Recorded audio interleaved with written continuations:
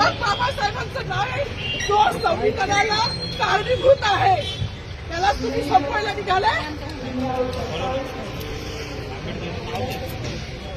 पालकमंत्र्यांची फार मोठी चूक आहे मॅडम, माफी मागणार नाही, पण पालकमंत्र्यांची चूक पदरात घ्यावी.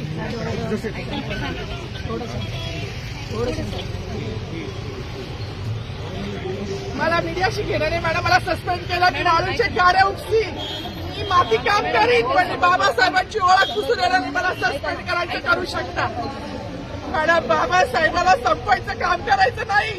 26 जानेवारी 15 ऑगस्ट मध्ये मी नाही मानत, पण लोकशाही मॅडम तुम्ही सुद्धा संविधानामुळे आहात, पालकमंत्री सुद्धा पालकमंत्री संविधानामुळे आहे.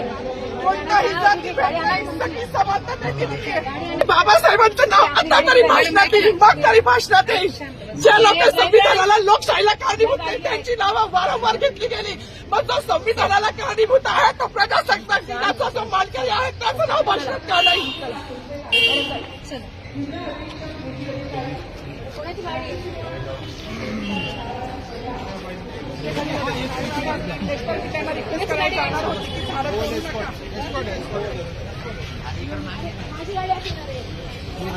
थोडी